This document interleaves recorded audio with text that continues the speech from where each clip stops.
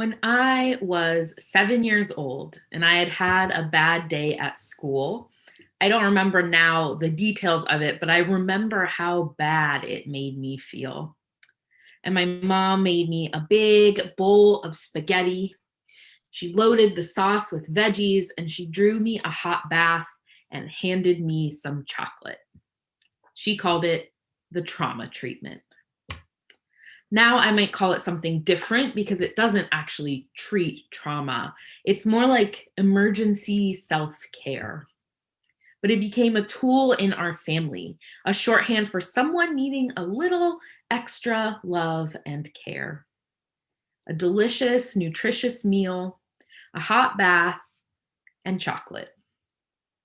And goodness, do we all need a little extra care and love these days?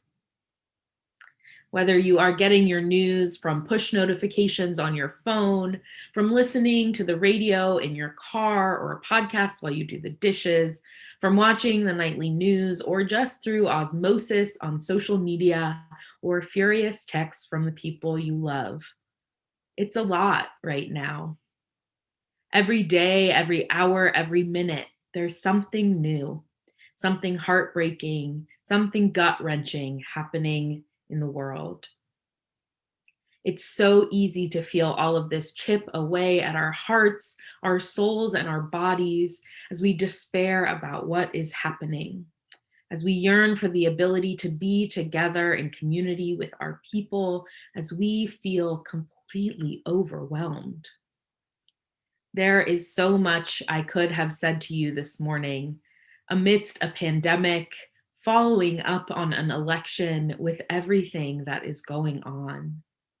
There's so much to address. There's so much to grieve and mourn, so much to pay attention to, so much to try to do. There's so much I am feeling and worrying about and trying to grapple with. But despite the pain and the anger, the exhaustion that I feel, despite the fact that I wake up every morning and remember everything that's going on, before I reach for my phone to catch up on Twitter to see what new horror there is to learn about, what new awful things are being said, the scary climbing numbers of infection rates and death, the next political appointment or decision or advertisement, the name of the latest Black or brown person killed. Despite all of this, and to be honest, because of all of this, there is really only one thing that I can say to you this morning. You must take care of yourself. You must take care of yourself. In the wake of everything that is happening in our country and around the world, in the midst of a pandemic and police brutality and heartbreaking personal news and the stress of a major election and everything else, taking care of ourselves is vital, is revolutionary, and is necessary. It's not frivolous. It's not an extra thing we should do when we can. Taking care of ourselves is crucial grounding work for getting through what's going on. Giving ourselves the space and time to rest and helping create space for others to rest and to care for themselves, that is revolutionary work.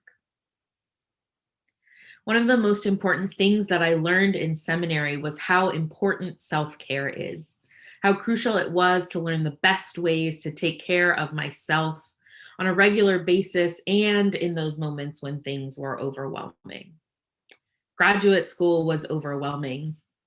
Life is overwhelming. It's so easy to be swallowed up by everything.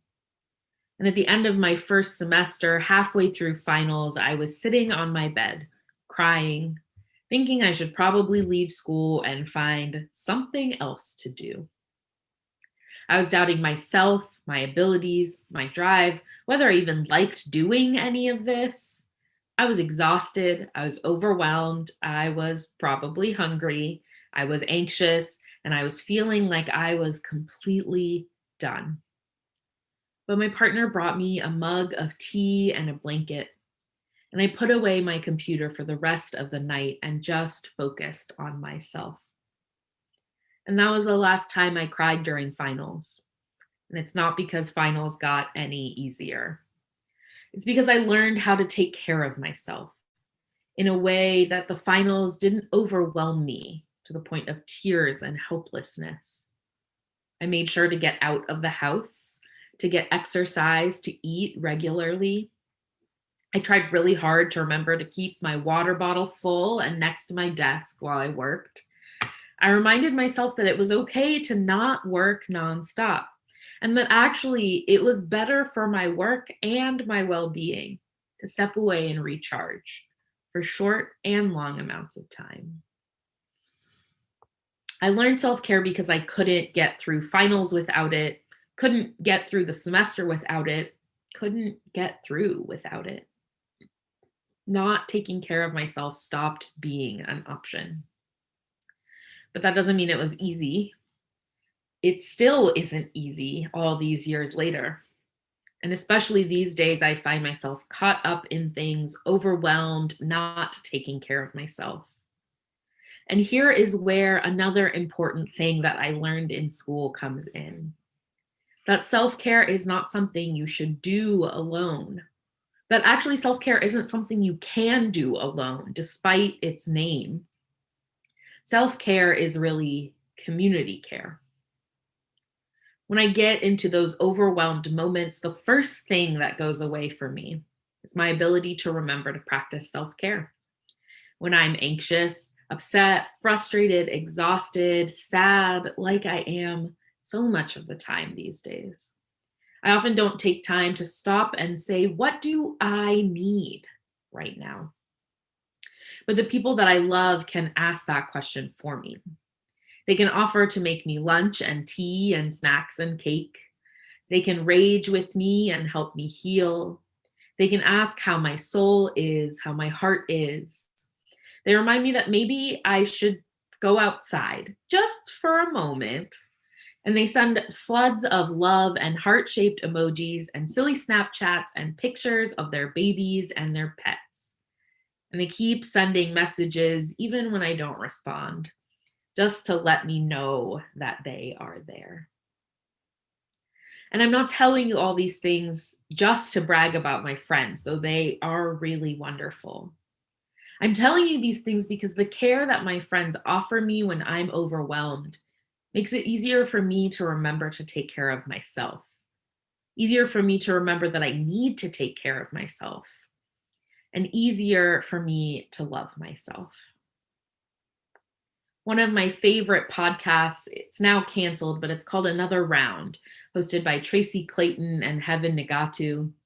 And in a newsletter in the summer of 2016, Tracy shared a guide for self-care in the wake of the murders of Alton Sterling and Philando Castile.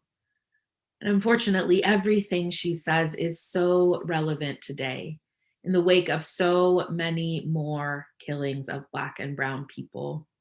George Floyd, Breonna Taylor, Ahmaud Arbery, Tony McDade, Walter Wallace Jr., and so many more whose names we will never know. And in the middle of all of this, in a guide for self-care, Tracy reminded readers to take a break, to ignore trolls online, to find something to smile about, to come back when we're ready, and to love. Hug your parents, Tracy says. Text your bestie. Take your son or daughter or niece or nephew on a date. Tell them that they matter, that they are important, no matter what the rest of the world would have them believe, that we are powerful and strong, even when they feel helpless. Check on your loved ones. See how they're holding up. Let them know you're thinking about them and that you're glad they exist. And do the same for yourself too. Do these things because your loved ones may not be remembering to take care of themselves. Do these things because they need to know you love them, that you care, that they matter. Do these things because it's a lot easier for people to love themselves when they know that other people love them. It is easier for us to loosen and let go when others are there to remind us, to catch us, and to hold us. Last year, I was introduced to the Knapp Ministry, which is a project of Tricia Hersey that started in 2016. Hersey describes the Knapp Ministry as, quote, an organization that examines the liberating power of naps. And she says, quote, we believe that rest is a form of resistance. It is a powerful reframing of the ways in which we think about work and busyness and rest in our culture. I follow the Knapp Ministry on Instagram and on Facebook, and they post short reflections, interviews, graphics, and all sorts of other things. Whenever they cross my feed, I stop. I read them and I reflect. Even just following the Knapp Ministry helps me add a little bit more rest to my day. And in a recent post, Hersey said, rest is not some cute little luxury item you grant yourself as an extra treat after you've worked like a machine and are now burned out. Rest is our path to liberation, a portal for healing, a human right. Rest as a human right. What a powerful concept. And rest doesn't just mean naps, though naps are pretty great. Rest is also taking time to slow down, to connect with yourself and with others. Praying can be rest. Lingering over a delicious meal can be rest. Drinking tea on the couch while you read a book can be rest. And those times when you think, oh, I just don't have time to rest right now. I'm going to tell you a secret. Those are the times you definitely need to rest. Hersey reminds us that rest and slowing down is a political protest.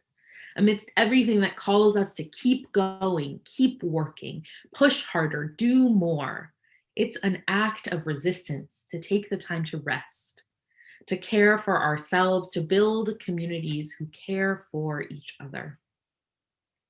And if you still think you don't have time for that, consider this reminder from Hersey. If you cannot imagine or envision a way for you to rest for 15 to 30 minutes a day, how will you be able to imagine or envision a world without police terror and equality for all? If your imagination does not allow for spaciousness, for rest, how will it allow for brand new ways of being in the world, for brand new world? Change starts from within. So I could give you this morning a long list of ways to learn to love yourself, to care for yourself, to rest.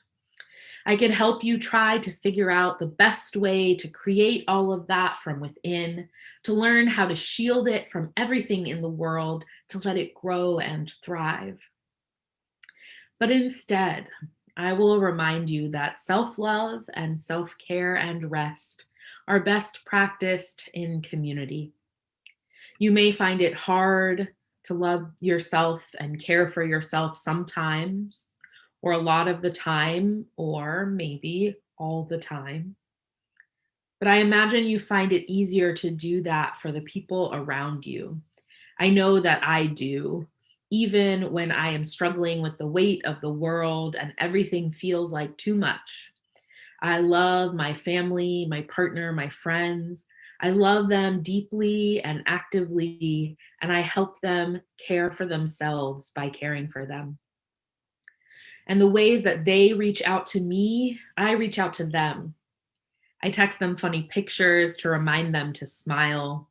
I'm their relentless accountability buddy as they try to find a therapist, cheering them on every step of the way and doing what I can to make that process easier. I remind them to eat, and I offer to bring them lunch and drop it off at the door. I let them know that they can call me anytime, literally anytime. And I say this over and over to them, literally any time. If they need to talk or cry or rant or just know that someone is there, I will be there. I will love them fiercely. And by loving them, I remind myself of the ways I can love myself. By loving them, I remind myself and I create space for them to love me. By reminding them to let go, to rest, I get closer to remembering it myself. So I invite you to think about what your trauma treatment, your emergency self care ritual might be. What are the little things that make your soul sing that you just don't do that often? One thing I'll tell you about that trauma treatment was that the height of luxury is when my mom would make me that bowl of spaghetti and then she would give it to me in the bath. Got to eat my spaghetti and my chocolate in the bath. That is like the pinnacle of care. And so I invite you to place a hand on your heart and another on your gut, and to close your eyes if that feels comfortable, and to feel your body and your breath, feel your heart, and let it answer the question, what is your emergency self-care? What can you rely on in these extremely difficult times? You are welcome to share in the chat if you would like. Some of that community work is letting others know what we are doing in case it might help them. And whatever that emergency self-care is, whatever just came to mind, how can you make sure that it happens? Maybe you can let a beloved know what it is and invite them to gently call you back into that plan when things are hard and you might be forgetting to do it. Maybe you can write it on a note card that you stick above your sink or your desk or next to your bed. Maybe you can set a reminder on your phone that will pop up every so often to offer this ritual to yourself.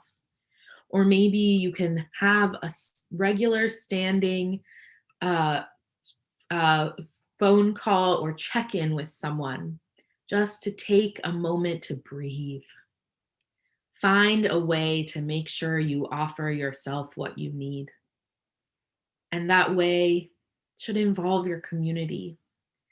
I can't imagine having to learn how to love and take care of myself without any help at all. So help each other.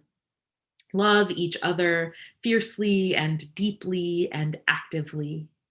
Create space for each other to rest, to recharge, to laugh, to cry. It is the only way that we are going to make it through.